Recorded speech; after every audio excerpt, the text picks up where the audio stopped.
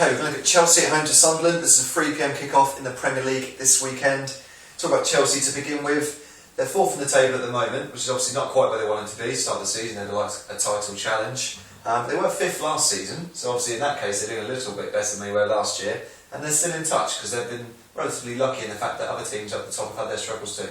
Yeah, if you look at Chelsea last season, for the first sort of 10-15 games, they were first. They were going to run away with it, and then under Ancelotti they had a real slump around the Christmas period. But if you look at Chelsea this year, they haven't really got going properly. There's been just inconsistency and bad results dotted throughout all their games so far. I was going to say, do you think, obviously Anelka's gone, talk about Drogba possibly on his way, I think he's had an offer from China as well. So it's a new era for Chelsea. They've got a young manager, they've got younger players coming in, they've got to just be a bit patient, haven't they, really? I think they have. I mean, there's no suggestion that Andre Villas-Boas will lose his job this season if they don't win the title. They can't do that again. But and also, with Drogba and Elka, Drogba likely to go, you've also got Kalou who might go, Malouda who might go. So these are attacking options which he needs to bring in January over the summer, and really needs to regenerate his squad up front, which is becoming a bit of a worry. Vince Hulk from Porto has been mentioned. Yeah.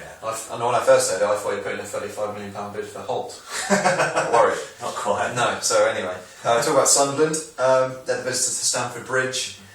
A few weeks ago the talk was just survival. Under Steve Bruce they were struggling, they had some poor results, they think they lost some important games. And now Martin O'Neill's come in, they're 10th in the table, and won 4 of their 6 games.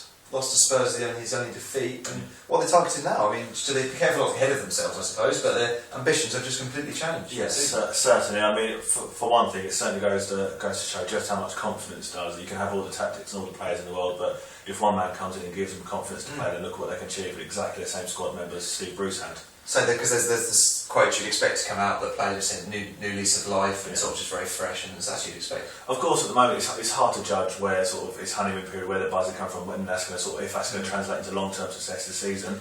But they've certainly shown a bit about it. I suppose regardless, these are crucial Premier League points, aren't they? Exactly. I mean, with each point, each win, they're moving themselves further away from the relegation zone. So that'll obviously be a goal this season. And the next season they'll look to push on.